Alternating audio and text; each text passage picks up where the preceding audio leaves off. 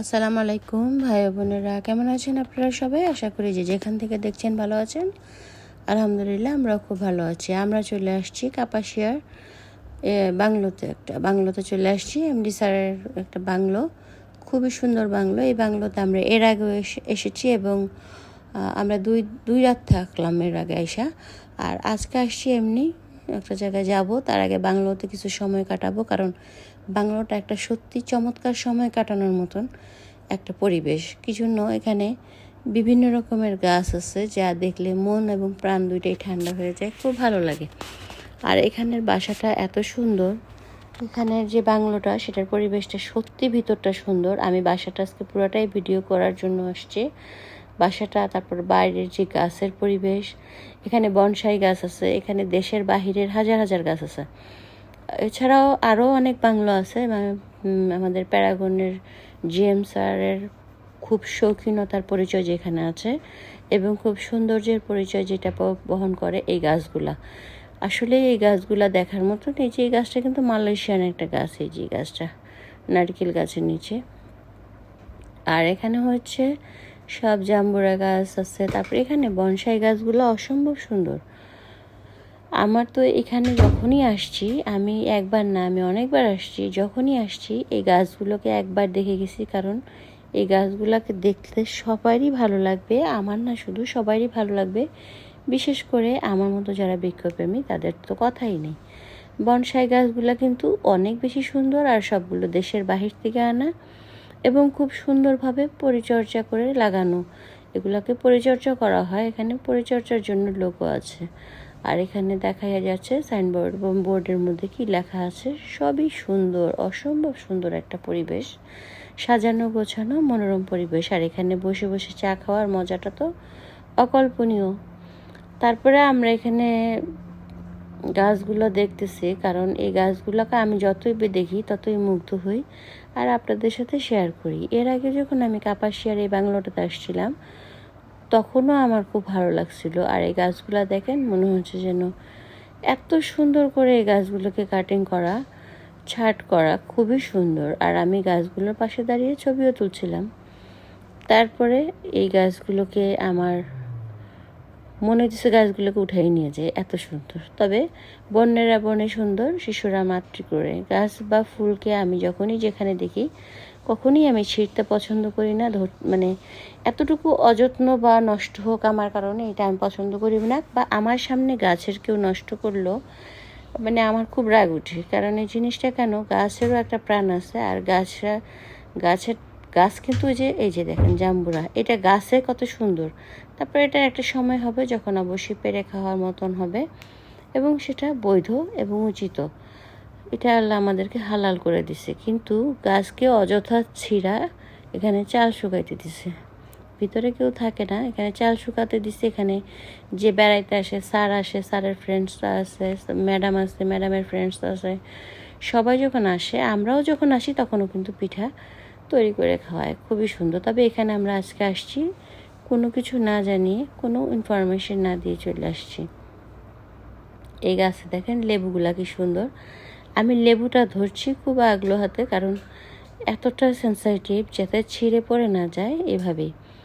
তারপরে আমি বিভিন্ন গাছগুলো ঘুরে ঘুরে দেখার সময় আমার মনে হচ্ছিল প্রকৃতির বুকে, বাংলার বুকে যে সবুজের প্রকৃতি, সবুজের সমারোহে আমি হারিয়ে যেতে যে এত পছন্দ করি, তা আমার এই গাছের মধ্যে ঘুরতে ঘুরতে দেখতেছেন যে এটাই তার প্রমাণ। আর রোডটা ছিল ভালোই করা, কিন্তু এটা শুক্রবার। আর হচ্ছে এখানে গাছটা, এই গাছটার কথাই বলছি, এটা মালয়েশিয়ান ঐতিহ্যবাহী একটা পাতা। তো এমনি স্যার যখন যে দেশে যায়, সেই দেশ থেকে বিভিন্ন রকমের গাছ কালেক্ট করেন এবং ওনার শৌখিনতার পরিচয় এখানেই, যে উনি বৃক্ষটাকে এত যত্ন করে নিয়ে আসে এবং এখানে যত্ন সহকারে পরিচর্যার সাথে গাছগুলোকে রাখে, সংগ্রহ করে। আসলেই গাছের প্রতি মায়া আমাদের প্রত্যেকেরই একই রকম থাকা উচিত, এবং যারা বৃক্ষপ্রেমী তাদের তো অবশ্যই আছে। আর বৃক্ষকে ভালো না বেসে কোনো মানুষ পারে না। ওই গাছটাও আমি দেখাচ্ছিলাম, এর আগের বারও আমি যখন আসছিলাম তখন বলা হয়েছিল এই গাছটা কোন দেশ থেকে জানি আনছে আমার মনে নেই, তবে এই গাছটাও দেশের বাইরের ছিল। এগুলা কিন্তু বাঁশের ছোট ছোট পাতা। আসলে গাছ কেন, যে কোনো কিছুই সুন্দরভাবে যখন পরিচর্যা অথবা উপস্থাপন করা হয়, সেই জিনিসগুলার সৌন্দর্য আরও অনেক গুণ বেড়ে যায়। আর এখানে আমাদেরকে বাংলোর বাইরের টি টেবিলে আমাদেরকে চায়ের ব্যবস্থা করছে, আর আমরা কফি খাচ্ছিলাম, নিয়ার আবার টি ব্যাগ লাল চা, যেটা টি ব্যাগ খাচ্ছিল আর কি। যেহেতু আমি কফি পছন্দ করি, আমরা সবাই কফি খাচ্ছিলাম, আমি নিয়া আলিফ আরও নিয়ার আব্বু টি ব্যাগ। তো আমি কফি ছাড়া অন্য কিছু খাবো না, এটাই স্বাভাবিক, কারণ আমি লাল চা কখনোই খাই না। এখানে কিন্তু বাংলোর ভিতরে চা বানানোর সমস্ত ব্যবস্থা। এই বাংলোটা এত সুন্দর করে সাজানো থাকে যাতে বেড়াতে এসে সবার ভালো লাগে। অবশ্য সবাই আসতে পারে না, স্যার ফ্যামিলি। আর এখানে দেখেন হস্তশিল্প, হস্তশিল্পের যে কি সুন্দর সংরক্ষণ স্যারের, এটাতেই কি প্রমাণ হয় না যে স্যার কি পরিমাণের শৌখিন একজন মানুষ, যেমন বৃক্ষের দিকে তেমন নিজে ঘর সাজানোর দিকে। এখানে টেবিলটা ড্রয়িং রুমে, এবং ড্রয়িং রুমটা খুব সুন্দর করে সাজানো। ড্রয়িং রুম থেকে একটু সাইডে গেলেই একটা বেডরুম, আর এই পাশে আর একটা ওয়াশরুম মেবি, আর এখানেও একটা হস্তশিল্প। এগুলো সবই স্যারের কালেকশনে আছে, আরও অনেক কিছু আছে, তবে এখানে সামান্য কিছু জিনিস দিয়ে সাজানো। খুবই সুন্দর পরিপাটি। এখানে একটা খাট, একটা সোফা আর একটা পড়ার টেবিল আছে সাথে। এখানে বসে অফিসিয়াল কাজকর্ম করা হয়। আর এখানে আলমারিটা খুবই সুন্দরভাবে আলমারিটা গোছানো। এখানে গোছগাছ করে রাখার মতো মানুষও কিন্তু আছে। সবাই খুব গোছানো এবং সুন্দর করে সাজানো, দেখেই ভালো লাগার মতো। অবশ্যই যারা গুছিয়ে রাখে তাদের অবশ্যই তারা অনেক বেশি দায়িত্ববান, এবং তারাও অনেক যত্নশীল কাজের ব্যাপারে। আমি এদিকে ওয়াশরুমে এসে ভিডিওগুলো করছি। ওয়াশরুমের এই পাশে একটা গ্লাস, আর তার পাশে একটা পর্দা দেওয়া, এখানে শাওয়ার করা হয়।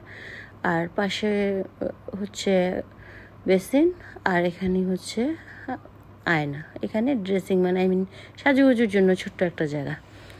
তো তারপরে আর একটা বেডরুম, এই বেডরুমটাও একটা সোফা। এরপরে এই ড্রয়িং রুম থেকে বের হয়ে গিয়ে ওই পারে আর একটা বেডরুম আছে। এখানে মনে হয় 4টা বেডরুম, 4টা না 3টা বেডরুম, ওয়াশরুম 3টা। খুবই সুন্দর। কমন ওয়াশরুম ছাড়াও প্রত্যেকটা রুমের সাথে রয়েছে অ্যাটাচ রুম। আমি অবশ্য এমনভাবে বলছি যেন রুমটা, এটা হচ্ছে স্যারের ঐতিহ্যবাহী একটা খাট। খুবই সুন্দর এই খাটটা, খুবই নর্মাল, অথচ কত সুন্দর না? আসলে নর্মাল জিনিসই সুন্দর থাকে, এটাই তার প্রমাণ।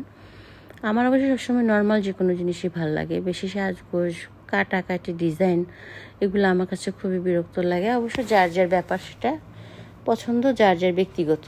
আমার কাছে যেটা ভালো লাগে আমি বললাম, আর স্যারের যেটা ভালো লাগে স্যার তো সেটা সাজিয়ে রাখছে। এই রুমেও একটা আলমারি আছে, বড় আলমারি। এই রুমে একটা খাট আছে, আর একটা পড়ার বা অফিসের কাজ করার টেবিল। এখানে পড়াশোনা তো আর কেউ করতে আসবেন না, এখানে অফিসের কাজ করতে আসবে।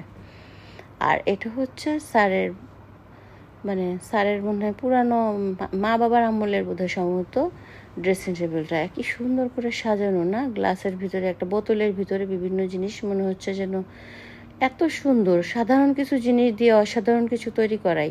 এগুলো সম্ভবত আড়ঙের জিনিস।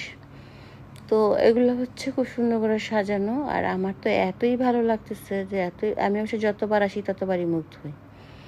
এমনি স্যারের সবগুলো বাংলোতেই আমার মোটামুটি যাওয়া হয়েছে। এর মধ্যে কাপাসিয়ার বাংলোটা আমাদের থেকে কাছে, এখানে আসা হয়েছে এবং এখনও আসা হয়, এবং ইনশাল্লাহ সামনেও আসা হবে।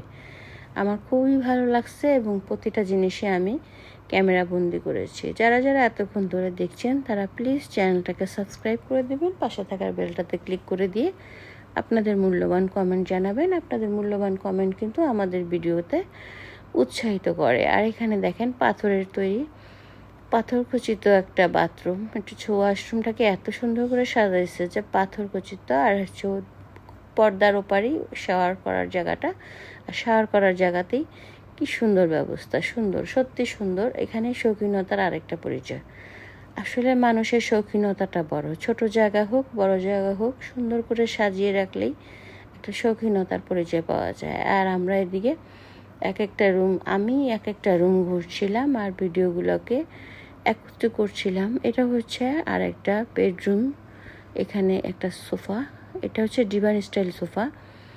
আর এখান থেকে আমি বের হয়ে যাচ্ছিলাম, এটা থেকে বাইরে হলে সামনে ড্রয়িং রুম। তো ড্রয়িং রুমটাকে মাঝখানে রেখে চারপাশে বেডরুমগুলোকে খুব সুন্দর করে সাজানো। আর এখানে কিন্তু স্যারের জিম করার ব্যবস্থাও আছে। তো জিমের কিছু ইনস্ট্রুমেন্ট এখানে রাখা আছে, যেগুলা এই পাশে আছে, আমি আর একটু পরেই দেখতে পারবো।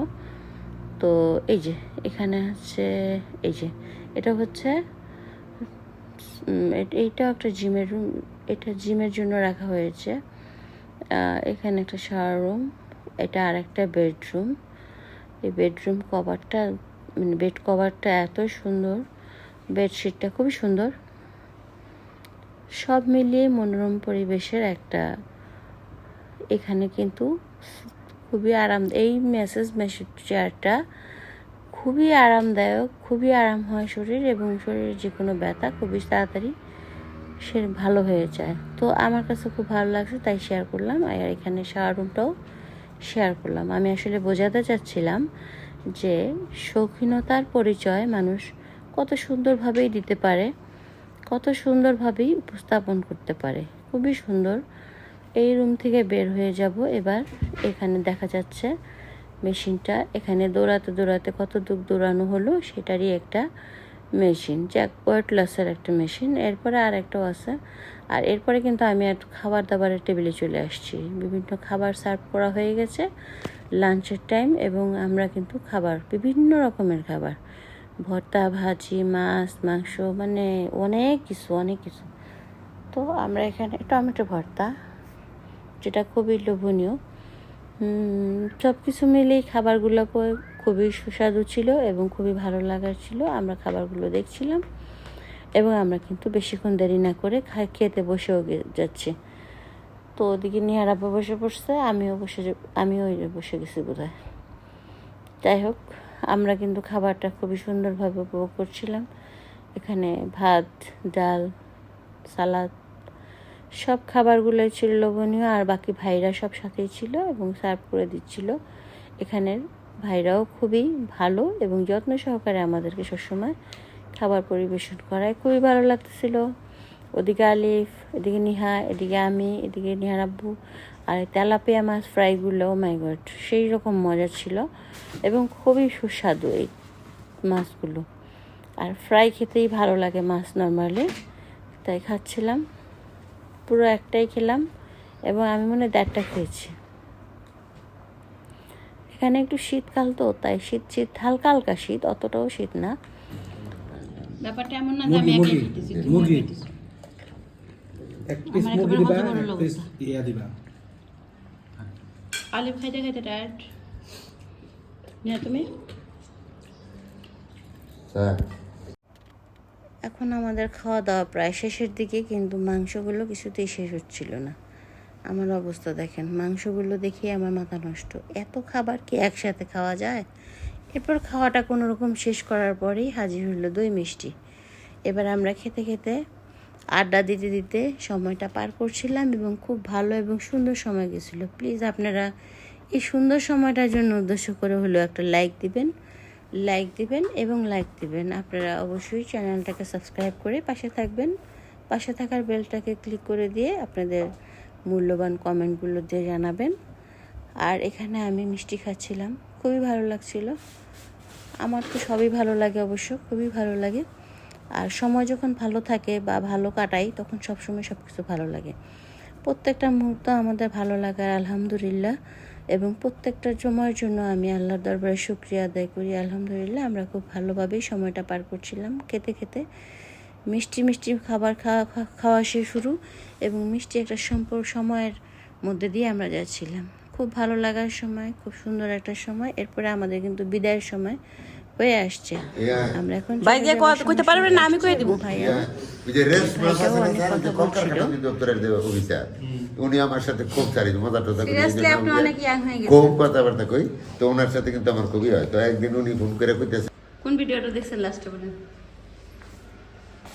আমি লাস্টে দেখছিলাম যে কক্সবাজার টোরে। জোরে কক্সবাজার টোরে এই ক্যামেরায় কথা আসে না তো। লাস্ট ভিডিও দেখছিলাম আপনাদের কক্সবাজার যে টোরটা ছিল ওইটা। আপনি জি ম্যাডাম, না আমি দেখিনি। জানেন না? হ্যাঁ এক্ষুনি লিঙ্ক দেন, এক্ষুনি মোবাইল বাইর করে সাবস্ক্রাইব করুন। ঠিক আছে। আপনি দেখেন? না আমি দেখিনি, আমি শুনছি কিন্তু আমি লিঙ্কটা আর কি পাইনি। দেখেন নাই? এটা একটা চরম অপমান করছেন আপনি আমারে। না প্রথম ফার্স্ট দিকে দেখা যাচ্ছে, মোবাইল পরে আছে এগুলো না? আর কি লিঙ্ক আছে। বাইর করেন।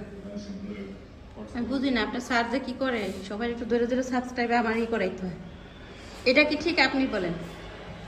আপনি তো আমার মতন ইয়াং আসতে বলেন,